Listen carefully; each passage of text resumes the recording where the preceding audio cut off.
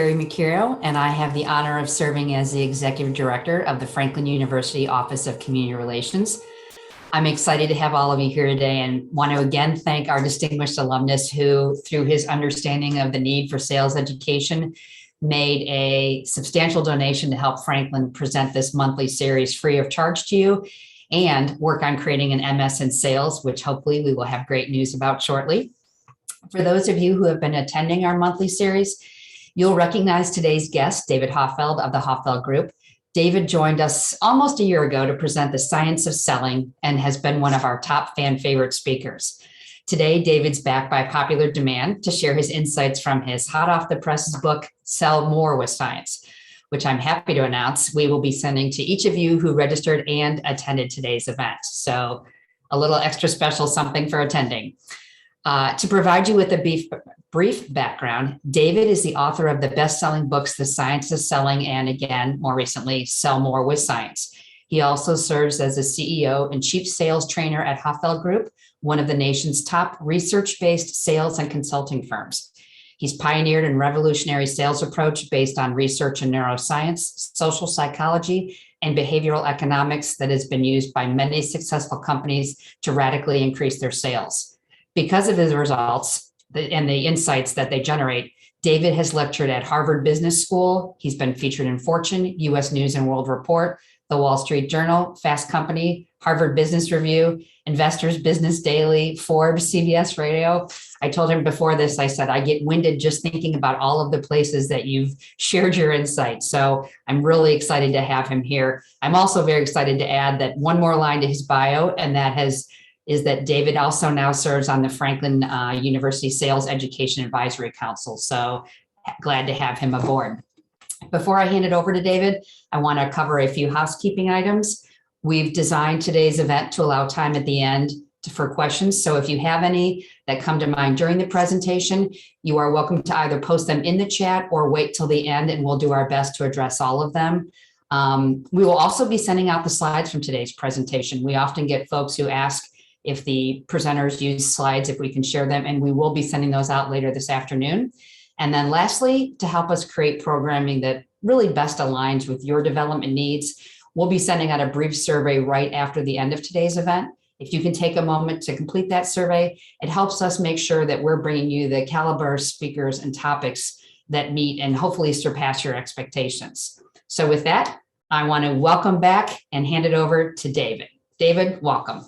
Thank you so much, Sherry. And it's great to be with all of you today as we talk about some really important topics. And today I'm going to share with you what I believe are two of the most powerful science-backed strategies that you can use to immediately improve your sales. So let's dive in. And as we begin, I want to ask you a question to reflect on, and that is this: what is the most challenging part of selling? Think about that for a second. What's fascinating is when we ask buyers this question, in a number of surveys over the last few years, we come back with very consistent answers in that buyers say the number one challenge for them when they're being sold to is forming a buying decision. They say that there is so much information right now in the marketplace that they're drowning in it. They look online, they learn things about a product or service, and then they talk to salespeople and more salespeople, and they get more information. And they say it's hard to prioritize, to know really what matters and what doesn't. And they say the hardest thing for them is to actually create a buying decision they're going to feel good about. In fact, this has been so well publicized that even some of the big research and advisory firms are getting in on the action, which is great to see. Gartner put it this way. They said, as hard as it has become to sell in today's world, it has become that much more difficult to buy. The single biggest challenge of selling today is not selling. It's actually our customers struggle to buy. Sales organizations shouldn't be solving for a sales problem. They should be solving for a human problem. And I would wholeheartedly agree. Now, the question is, how do we do that? How do we solve for a human problem, as they put it, when we're selling? And the answer, I believe, what I want to propose to you is there's only one real answer that works in the real world, and that is we leverage science. Now, today in the world of selling, that word science is thrown around a lot, isn't it? We use it very haphazardly. So let me define exactly what I mean, and then we're going to dive into some really actionable strategies that will make an immediate difference for you as we apply this. When we say science, I want to advocate for thinking about it in terms of real science that you can verify. So real scientific journals, peer-reviewed studies, some of which have won Nobel Prizes that are transforming our world in so many ways. And when we apply it to selling, it's a game changer. So looking at disciplines like social psychology, communication theory, cognitive psychology, social and cognitive neuroscience, even behavioral economics that are bringing an amazing amount of transparency to the process of selling. Now, what's really going on psychologically when we sell and when others are making a buying decision? How does that process occur? And how can we, as Gartner put it, solve for a human problem? How can we make the buying process easier and reduce the friction for those that we sell to? And so this science-backed way of selling is absolutely revolutionary, but individuals and companies who are embracing it get an unfair advantage over those who aren't leveraging it. Just think of any discipline where people have embraced science. What happens? Well, things get better, right? And the same is true in selling. So let's talk about that real briefly, and then we're going to get into actually doing this and applying this. So the reason this science matters so much is it predictably improves sales outcomes because, as I mentioned a moment ago, it provides transparency regarding what is occurring in interaction. And the really powerful thing about science is its predictability, right? It helps us understand what behaviors and activities will positively or at times negatively influence the decision-making process. In other words, we don't need to guess anymore. We don't need to go through a reckless form of trial and error. Today, we can leverage objective, verifiable science. And when you do this, here's how I've heard it described. Many people that I've shared this with and have embraced this approach that I'm going to share with you today, and some of the strategies we'll talk about, say it's almost like if you have poor eyesight, putting on glasses for the first time.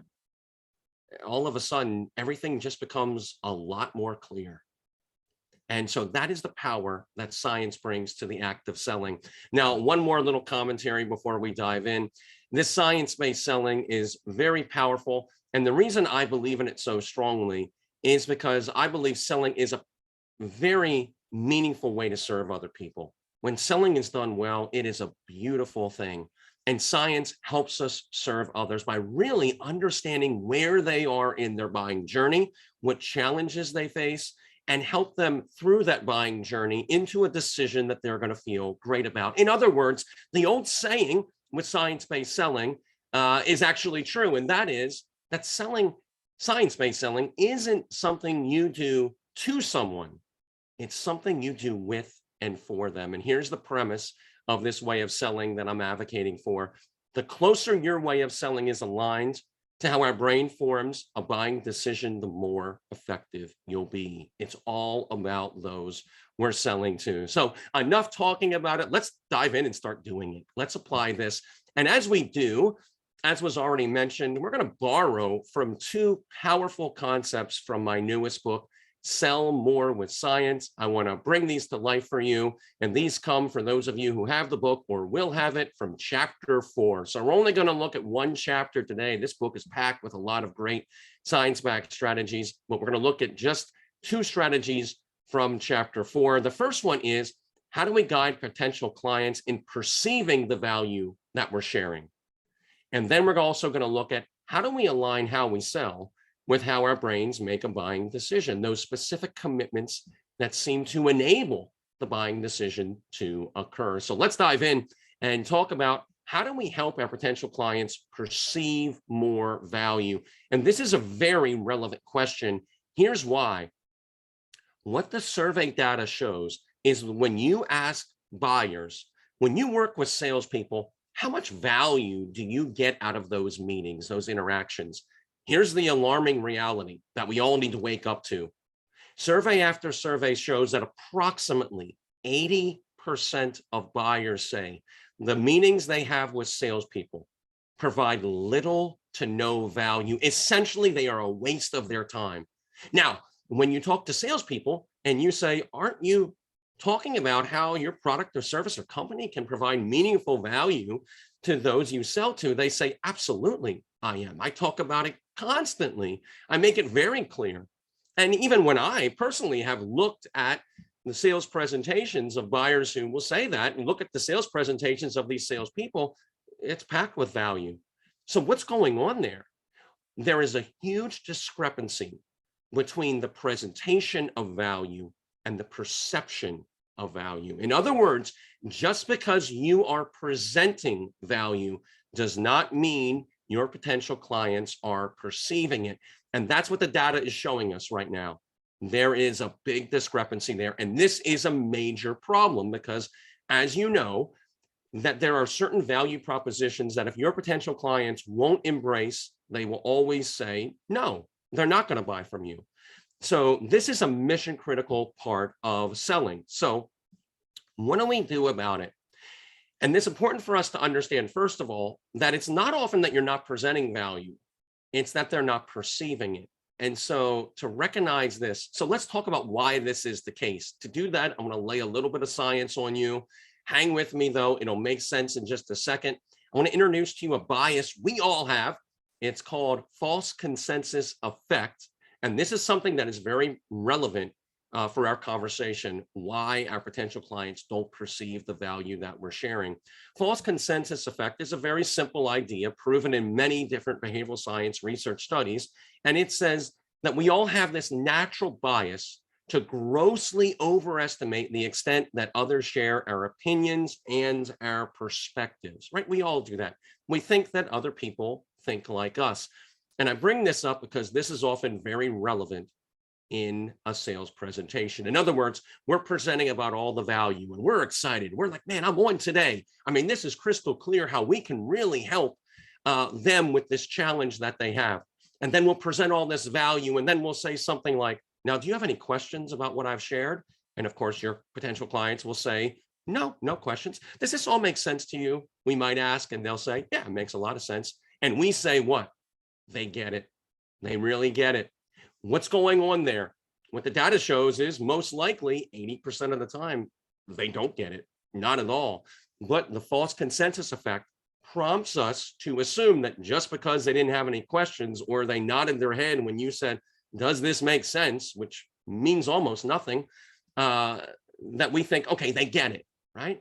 And so we often fall prey to this bias, and that's what's creating a lot of this huge discrepancy. So let's talk about that. The key to ensuring that your potential clients perceive the value you present is to make it very easy for their brains to recognize it. In fact, let me put it this way. That second bullet point is mission critical. The more challenging it is for buyers to perceive the value you're sharing, the less likely it is that they will.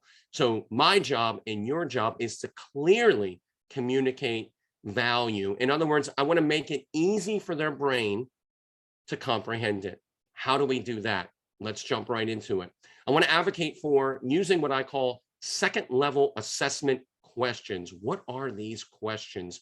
I talked about them a lot in my first book, The Science of Selling. In my newest book, we dive into particular use of them, and that is how we can help our potential clients perceive more value. Second level questions are incredibly powerful. These are the questions that top salespeople ask more than any other, the research shows. Second level questions help someone either explain a first level response, or they help them assess something in the sale, help them think through and then verbally respond to it. So these are very, very powerful. And there's been a lot of science on this. I'll just share with you two particular studies. One out of Stanford on second level assessment questions found that when you ask people second level assessment questions, number one, they believe you to be more trustworthy because of the question, and they're more likely to respond to a persuasive request that you make later. In other words, they trust you more. In fact, if you think about throughout your sales career, when you've asked a question to a potential client and they say, oh, that's a good question, and they think about it, almost always that is a second level assessment question. In other words, they got value out of the question. That the question wasn't something, a first level question like, how long have you worked here? People rarely say, boy, that's a good question. Let's see, I think it's been about 5 years. Right, of course not. But it's a second level assessment question where you're asking them the question, and the question itself helps them think through something relevant for them, and it gives them value. Those are very powerful. Another study found regarding second level assessment questions, that was out of Harvard University, when they hooked people up to an fMRI machine that measures brain activity, and they asked them second level assessment questions that allowed them to share their opinion. What was fascinating was the areas of the brain associated with reward and pleasure lit up. So what does that mean? In simple jargon, it means this: people enjoy answering second level assessment questions. They feel understood, they feel heard, they feel like you really get what matters to them. So not only has science shown that these questions are very influential and that people enjoy them, but they are one of the main ways you can ensure that your potential clients are perceiving the value that you are sharing. Here's why. Second level assessment questions actively engage your potential clients in thinking through and voicing a response to what you've already shared. In other words, they can't just sit there and say, yes, it makes sense, and be thinking about something else, right? Have any questions? No, I don't, right? Those are not effective and useful questions to ask in a sales presentation. But second level assessment questions do, and I'm going to give you some great examples of these in just a moment. But what they do is they prompt people, they stop the flow of information, and they prompt them to mentally digest what you just shared, that value, and then verbally respond to it. And this is going to allow you to know, okay, do they really understand what I'm sharing and how relevant this is for them? Maybe they do, and they tell you so, or maybe they don't, and you can clarify and get the sale back on track. So these questions not only aid you in really being aligned with where your buyer's perspective is at, but they also help those potential clients think through the mission critical value that you're sharing and making sure that they're digesting it. And I mentioned that false consensus effect a few minutes ago that we all fall prey to once in a while.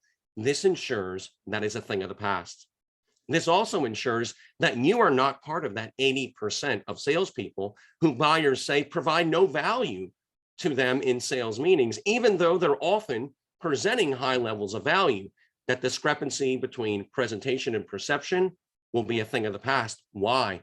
Because you're aligning your presentation with their perception. This is incredibly useful. So here's a rule I want you to consider, and that is this: when you present meaningful value, so value that the sale or a major commitment hinges on, I would advocate that you always ask a second level assessment question at the conclusion of that presentation of value to help your potential clients think through and respond to what you've shared. Now, this isn't going to happen probably more than 2, 3, 4 times during the sale, but when you use these questions, when that really important value is presented, this will often be the difference between a sale or no sale at all.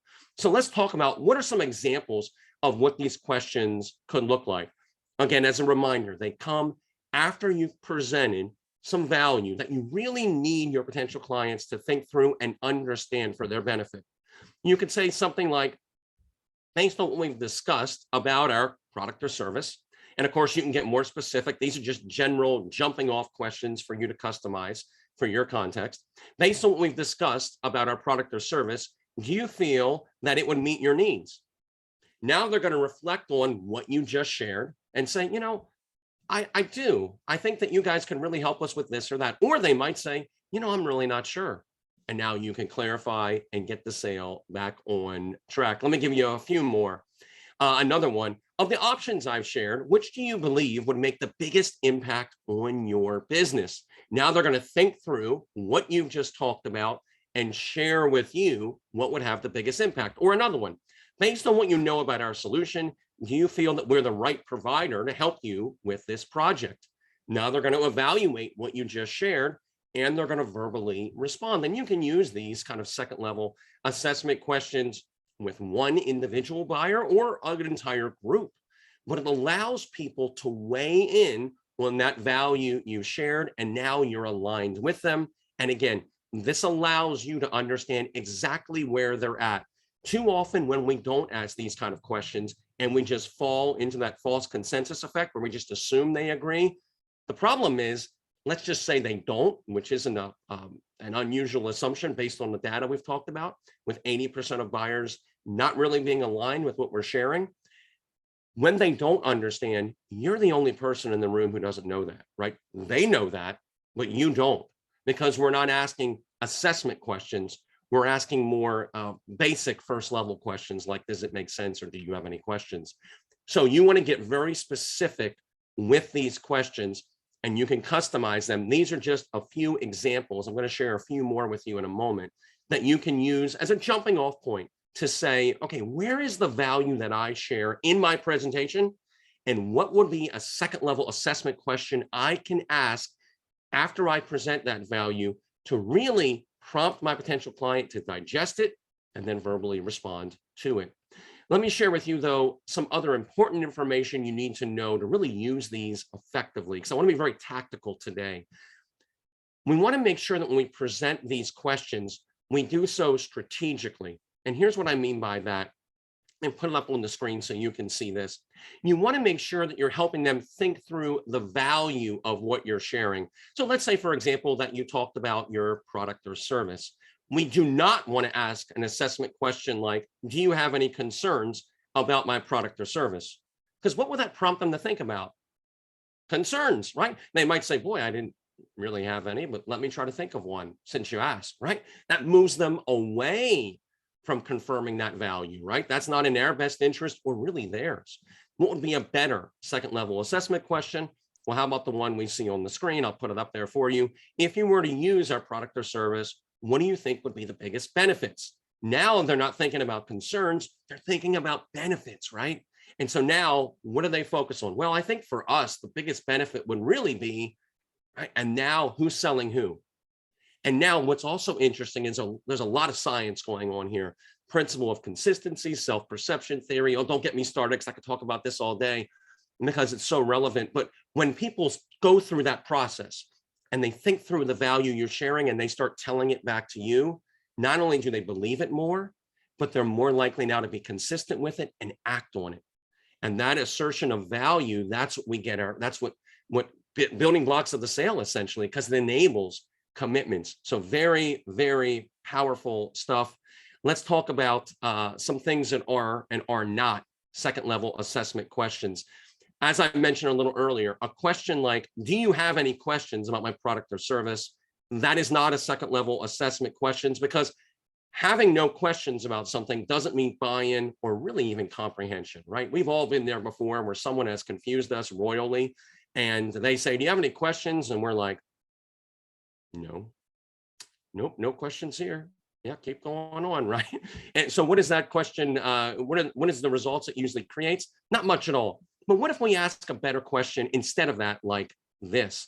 We say, we've talked about the benefits that product or service provides, and you can get specific here, but I'd love to get your perspective. How do you feel it would eliminate some of the past challenges that you've experienced?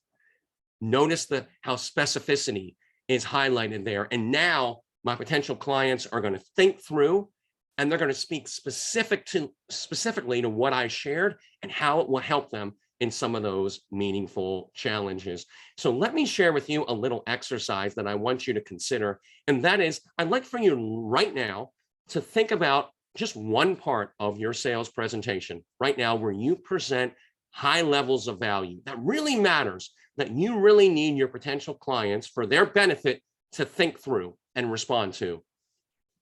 What is one second level assessment question that you could ask after you've presented that value that will guide them in assessing and verbally responding to what you've shared. I want you to think about that because this is an exercise you want to do. Just pick one part of your sale right now and do that. And then you're going to see huge benefits from that. And then later on, I want you to think about the other mission critical value that you present and begin to do this same strategy there. So far, what we've talked about really is how do we help align the perception of value with the presentation of value? But we're not done yet, because I want to share with you something that is just as, in fact, maybe even a little more powerful that science says that we can do. And that is, I want to talk about how our brains make a buying decision. Because in sales, we often talk about, well, we want to sell the way people buy. And then the conversation usually stops when someone says, well, how do people buy? Carefully, I don't really know. The good news is science tells us exactly how our brains form a buying decision. Here's what we know. Looking at research that goes back to the 1950s and 60s, there was some breakthrough research at that time that showed something really interesting. The best way to get someone to make a commitment, a big commitment to something, was to first get them to make a small commitment that was aligned with the larger one. So in other words, scientists early on in the 1950s and 60s identified that small commitments enable larger ones. Building on that research in the decades following that time up, we got a much more clearer understanding of how a big decision like a buying decision occurs. In fact, now there is hundreds and hundreds of studies that we can leverage to talk about this, because what we find is that certain commitments are the reference points that enable and even create the buying decision. In other words, it's how our brain makes a buying decision. How does it make it?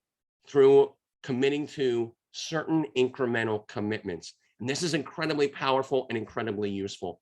However, perhaps you're like me. When I first got into selling, I wasn't trained on the approach I'm going to advocate for. I was trained on something much different, which is historically how we view commitments in selling. Now, there certainly can be continuations from one sales call to the next. But when we talk about big commitments, major commitments, perhaps you were trained like I was, which can be best described by what you see on the screen, which is you have some initial interaction with someone, you do a discovery, then you do your presentation, and at the end of all that process, you go in for the close. And that is where that big commitment has. In other words, it's treating the sales presentation almost like a play. There might be some questions here and there to keep engagement and to get buy-in to certain things. But for commitments, big commitments, they happen at the end of the sale. And historically, this is very easy to demonstrate. If you look at any book on closing, the books are usually divided into two parts. First part is the little closing phrases you use to ask for the sale. And the second part of the book is how to deal with the objections those phrases induce. In other words, what is the philosophy of historically in sales closing? Well, it happens at the end of the sale. Now, science says something, well, the complete opposite of that. In fact, what science says is this, that the buying decision doesn't happen at the end of the sale. It certainly may be revealed there, but it's happening throughout the sale. In other words, there are certain specific commitments that when you and I as consumers are either committing to or not committing to, that enable the larger decision to purchase. Now, people often get riled up when I talk about this because they say, David, you don't understand, I'm a closer. Closing still matters. Please don't throw stones. Closing still matters. It's still very relevant. But what is the close? It's the final commitment in a positive buying decision that is intertwined and even dependent on the previous commitments that either have or have not been made. And this way of looking at selling as a series of incremental commitments is mission critical. And this blends perfectly with what we talked about a few minutes ago. How do we get these commitments? Well, what are they built on, really? Well, it's the affirmation of certain value propositions, which we've talked about. And those now enable the commitment to move forward to the next step in the buying journey. So let's talk about this because there's some important implications. And then I want to talk specifically about what these commitments are. I'm not going to keep it general. We're going to get laser focused today and talk about this. But let me share this first of all.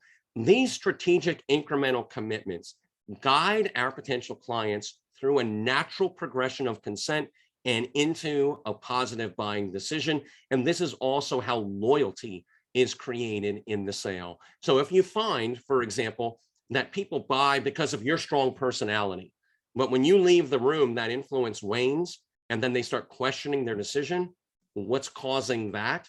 Well, because we're not focusing on these commitments. In other words, they don't have a reason for why they purchased beyond you, which works until you leave the room. And then that influence wanes. And then people say, what did I do? The next day they wake up and they go, uh-oh, and they don't feel good about what they've done because they don't have real reasons. It's not backed by commitments. So let's cut right to it and talk about how do we apply this in the real world. And to do that, I want to introduce what these commitments are to you, because the exciting thing is we know what they are. We don't have to talk about it in generic terms. We can get really specific, which we're going to do right now. I call these commitments the 6 whys. Now, what are the 6 whys? They are 6 specific questions that each represent the mental steps that our potential clients must go through. It's how our brains work to form a buying decision. And what's really powerful is if each of these 6 whys are not committed to, the sale never happens. In fact, leveraging decades and decades of research, reading scientific journals for an unusually long amount of time, I did a 6.5-year study on trying to identify what these commitments are. And I remember one of the big breakthroughs I had when I was testing this out was at one point I went in and talking to a large group of very diverse salespeople, different industries. And I said, I want to list all the common and not so common objections you face. And you know what? I could tie every one of them to a lack of commitment to one of the 6 whys. I mean, this is, I believe, one of the biggest science-backed breakthroughs in selling is understanding these commitments, because what the research shows is what causes the buying decision to fall apart. In other words, why do people object? When you read the sales literature on what are objections, it just gets pretty silly, right? People say they're buying signals or they're not buying signals, or the request for more information or they're not request. It's just a bunch of opinion-based nonsense. But when you look at the science, or you talk to anyone who's sold anything for even a few minutes, we all know what objections are. When someone gives you an objection when you're selling, what are they saying? I'm not buying this, and here's why. The objection is the why, right? It's pretty much common sense. Well, what's creating that? A lack of commitment to one of these 6 whys. In other words, as you see on the screen, the buying process breaks down because of a lack of commitment, which is then verbalized in the form of an objection. So what are the implications of this? Oh, there's so many we could talk about all day, but real quickly, when it comes to objections, if we can preemptively address these commitments throughout our sales process, we can often neutralize objections before they ever are verbalized. Why? Because we're getting right to the root. Or if you do get an objection, now instead of just a surface response, you can identify what's causing it and go right to the root. Again, this transparency right to the buying process. Using some of these science-backed frameworks, it helps us really align how we sell with how people buy and really be attuned to where they are at. So let me share with you the 6 whys. What are they? I'm going to put them up here on the screen.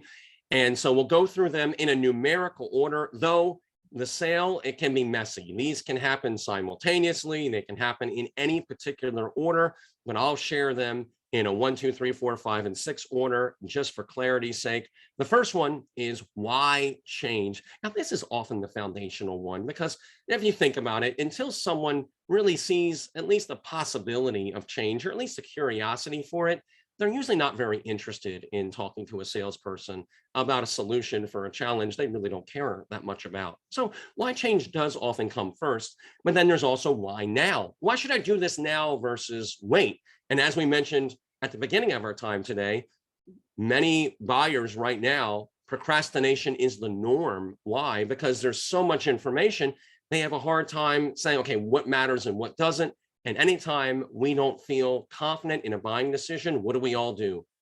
We wait. In behavioral science, we call this the status quo bias, but it is alive and well in selling. In fact, when we think about it, you and I have lost more business to nothing than to someone. Think about all the sales you haven't made. Who made them? Usually it's not a direct competitor. most of the time, your potential clients just procrastinate. They do nothing. And so answering why should I do this now is also important. Third is why your industry solution. What this means is oftentimes in many industries, our potential clients can go around us and our direct competitors, and they can just design a solution on their own. Now, maybe it's not as good, but usually it's less expensive. They feel more control. And for many, they might say, this might be a good first step, a good way to dip our toe in the pool and see if we like it or not. So why shouldn't they do that? Often we don't address this in our sales process, and it can often cause us to lose many sales. But fourth, I want to share with you another why that seems to matter a great deal, and that is why you and your company.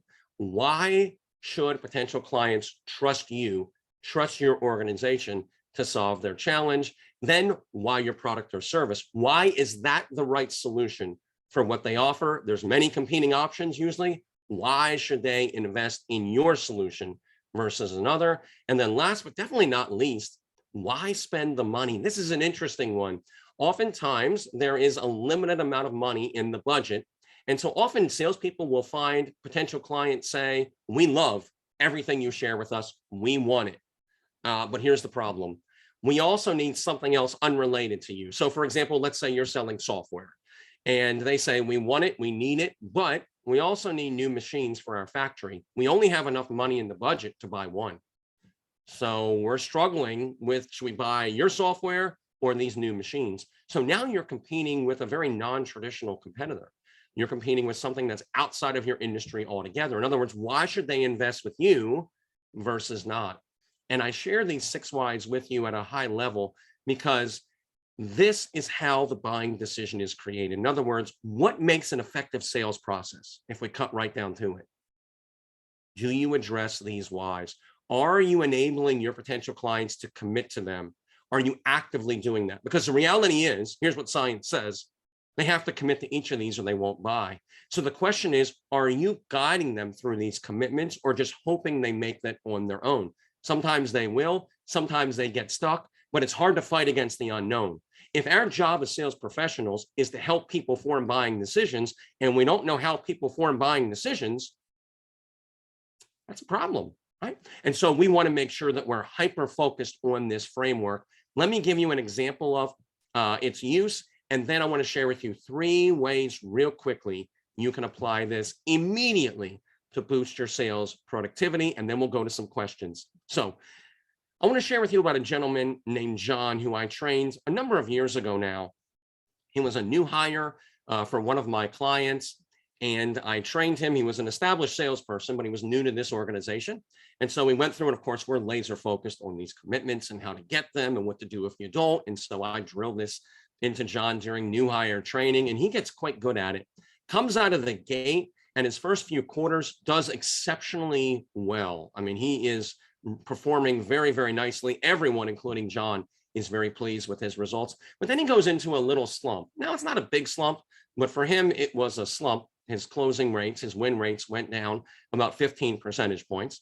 And so I met with him. And of course, the first thing I did was focus on the commitments. Are we still getting those? And in about an hour-long coaching session, I identified that there were 2 commitments that he wasn't focusing on anymore. It's not that he had tried not to. It's just over a number of quarters, his attention had kind of waned off of them, and he just didn't realize how he had slowly changed his sales process, which often happens, and he wasn't focusing on them. So we talked about how to do that. I asked him to practice a couple things regarding that. We met 2 days later. Everything looked good. And I said, off you go. And pretty quickly, his sales performance improved and his numbers went right back up to where they were, and then even went even higher than they had originally been. I share that because after all this has happened, I asked John, share with me what it was like when you were not focusing on all of those commitments of the 6 whys versus when you were. What was the difference in the sale? And he said, well, he put it like this: commitments unlock the sale. He said, in fact, it's just so easy when you get your commitments. And I said, what do you mean just so easy? And he said, well, people were more engaged. When I got to the, towards the end of the sale, I didn't get objections nearly as much, or if I did, they were weaker and easier to overcome. And the buying process just seemed more easy for everyone, for me and those I was selling to. It just was much easier. And I can't think of a better way to put it than that. Commitments really do unlock the sale because they're how the sale is created, those 6 whys. And it just gets a lot easier when you're attentive to them versus hoping that your potential clients make them on their own. So how can you and I apply these 6 whys immediately?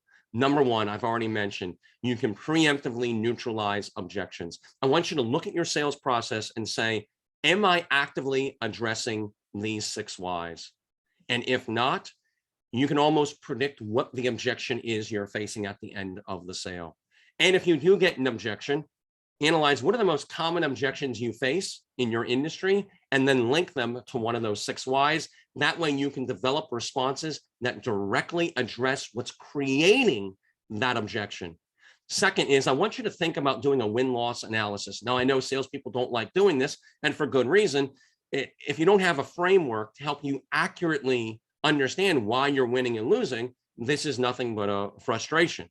But I want to challenge you to use those 6 whys as that framework. In other words, when you win a sale, say, okay, which of those 6 whys really resonated the most?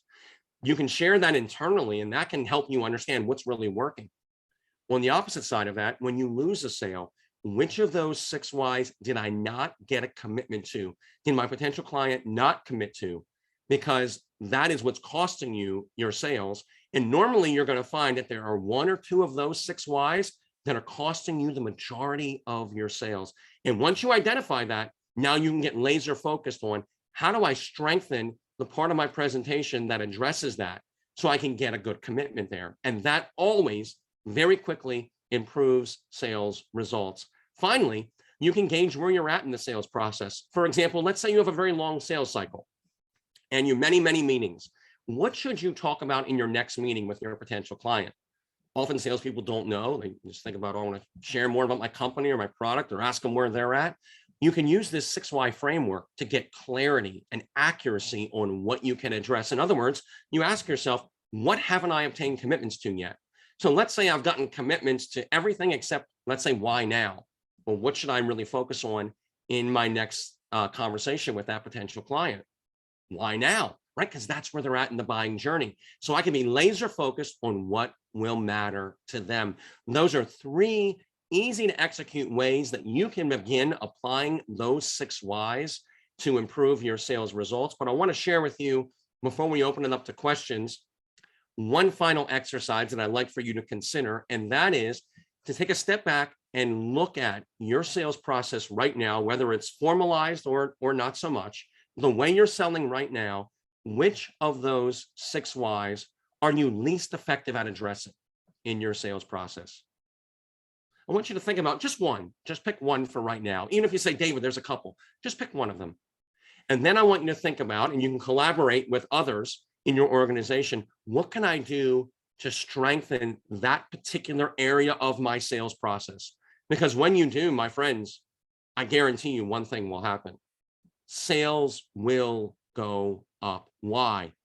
Because you are helping people form a buying decision. You are meeting them on their journey and giving them exactly what they need. You're not trying to guess your way to success anymore. You're leveraging science, and that's giving you tremendous insights. So we've talked about the 6 whys. We've talked about those 2nd level assessment questions. Oh, I hope you're as excited as I am. I feel like I want to go sell something right now. But before we open it up to your questions, let me share. If you'd like to learn more about this, I would encourage you to check out my books. My newest one, Sell More with Science, and then, of course, the one that's become a bestseller all around the world, The Science of Selling. You can get those books anywhere fine books are sold. And then check us out on our website, hoffeldgroup.com. I'm on Twitter, LinkedIn, YouTube. You know the deal. So if you want to learn more about this, those are some great resources. But let me turn it back over to Sherry. And Sherry, let me ask, do we have any questions? We don't yet. First, I will let me share a few words as people are thinking about collecting their thoughts and putting it in the chat box for us to address. Your passion for this is evident. I could see you get more and more excited as you are going through this, and that's wonderful. I love the connection with science. and not just going in, by the seat of your pants and trying to read the person, but really taking it from, that psychological approach. I love the concept. I was taking notes of the 6 whys. And, as somebody who helps with fundraising, this applies to me as well. So I was scribbling notes on, and I apologize to any of the alumni attending this today, because I'm going to use all of this to my benefit as well. But some great insights. And I'm excited to read the book and learn more about this. I know I learned a lot from your first speech last year, and this one has been just as helpful. Again, I want to encourage anyone in the audience. I actually see Jason Forrest, who is also, much like you, a 2-time speaker joining us today. Hi, Jason, welcome. I want to encourage anybody who has a question, a thought that they'd like to share, to please put it in the chat. Again, we will be sending out the slides from today. So you'll have those. I was starting to scribble notes and remember that you're sending those out. So I will be looking at those as well. Any thoughts from anyone in our audience today? I know you gave a lot, and thank you, David. Great, or Jason, great to have you here as well. Let's see, great information and very presented. Like Sherry said, this can be used beyond the hand-to-hand combat of selling to a buyer of a product or service. Can you comment on how it could be used in selling ideas within an organization? Thank you. That's from Mick Slyman. Yeah, great question. So those second level assessment questions, we can start there. Absolutely. So oftentimes when we're presenting our ideas or recommendations, getting buy-in to that. One thing I talk about in my newest book as well is the mere ownership effect, which is really fascinating. In other words, inviting people into the conversation to feel ownership of the solution and getting them to weigh in on it and getting their feedback on it. So they feel like it's not just your idea. You might be the one introducing it, but you invite them into the conversation and ask them, any ideas on how, is this something you think we can implement, or how do you see us implementing what I've just shared? And then we say, well, I think we could do it here, or any ideas on how maybe we can even improve what I've just shared. Well, yeah, I was wondering about this. The more you can get them involved in that process, the more ownership they feel, the more loyalty they'll feel to it.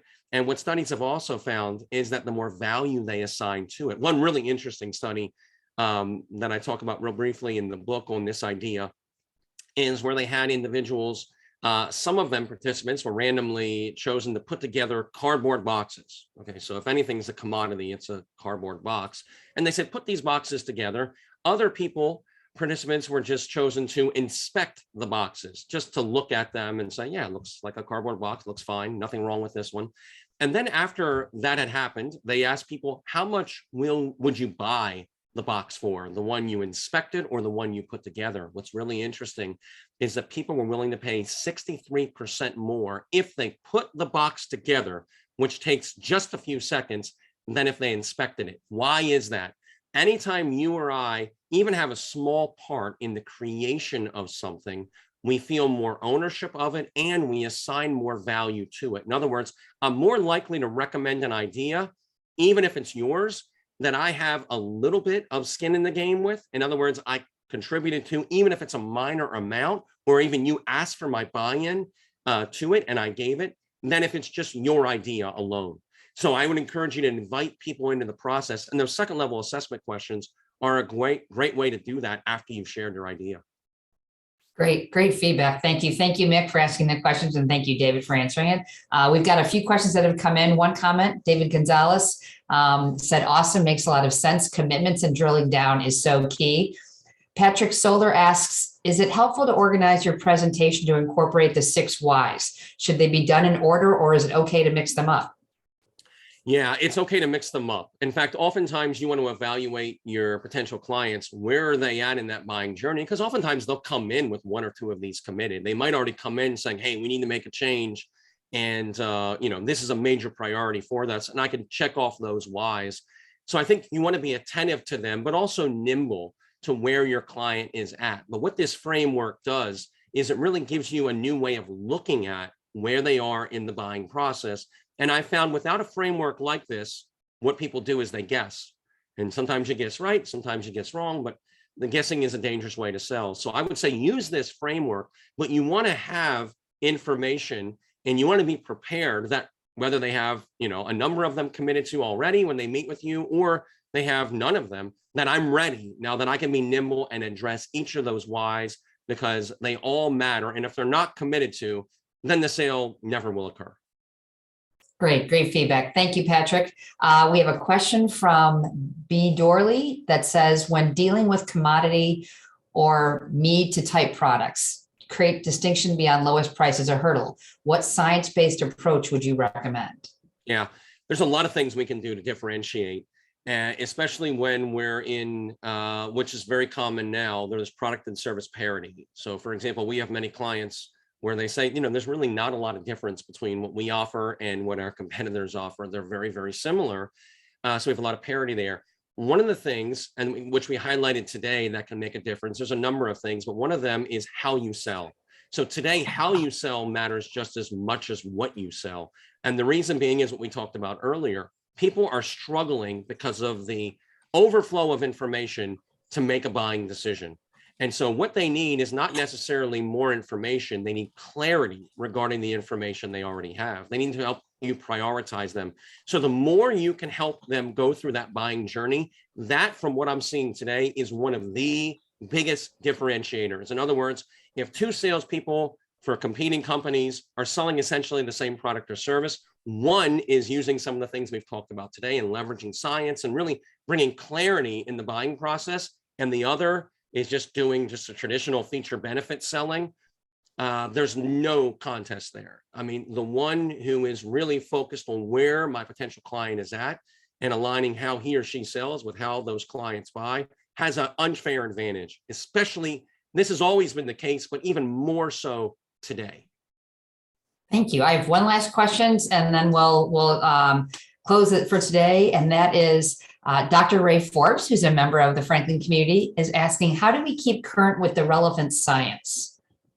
It's a great question. This. Yes. So there is a lot of new science coming out as well. And that's something that we really focus on, is reading through a ridiculous amount of scientific journals and saying, what matters for selling and oftentimes what doesn't. So I would say, check out the books. That's one great way. And also our website. We try to highlight those things and really bring them to your attention. And then there's also, there's no reason why, if someone wants to get a taste for this science, they can look at some journals or read some things on their own. For example, one of the good first step would be, in the back of both of my books, we have in the first one about 450 citations to scientific journals, and the newest one about 500 citations. In other words, there's a lot. So if you want to say, I want to read some of this science, but I want to start with something relevant just to get a taste for it, check out if there's an idea in the book that you want to delve deeper into. Just follow the yellow brick road there to the citation, and you can start reading it and see if you have a taste and if it's something you want to get into more. And if so, I think just some of those citations will alert you to some of the most relevant journals for sales, and you can also dive deeper beyond that. Thank you. I love that concept of following the yellow brick road. It's something I do often. So thank you for that. I want to, as we close up today's event, I want to thank you for once again just giving us a great presentation. I think there's some misnomers out there about what sales really is. And I think through the course of the year and a half that we've been putting on these monthly speaker series, you and others have shown that there really is a method to the madness, and it isn't the stuff you see on TV, that there really is, if you do it correctly, there is a strategy that is based on science. And so I'm excited. I'm so excited to have you as part of our Sales Advisory Council, because I think you are going to be integral in helping us to really shape a program that is going to be useful for everyone. For our audience, if you enjoyed today's presentation, which by the look on the numbers, I would say you did, I want to invite you to consider attending next month's speaker, which is going to be Raymond Ray. He is the founder of Smart Hustle. Raymond is going to be presenting on Date Your Leads and Marry Your Customers with Attract, Sell, Wow, how to sell and market better. We also have a number of other events. If you like today, but are also looking at other options, we have a Franklin 5K Dash for Health run this Saturday morning, April 23rd at Sayada Audubon Metro Park. All of the proceeds will be going toward scholarships for our healthcare programs. And then we also have, if you're interested in cybersecurity, leadership, global health, all of those topics. We have a number of events that you can find at franklin.edu/about-us/community-engagement. So I want to thank everybody for coming today. By the looks in the comments, phenomenal. Thank you so much. Great presentation. Well done. Very insightful talk. Thank you. It looks like I would say that you did another bang up job. Thank you so much, David. Well, thanks, And everyone. thank you, Appreciate your everyone. time. Enjoy your day, everyone. Thank you so much.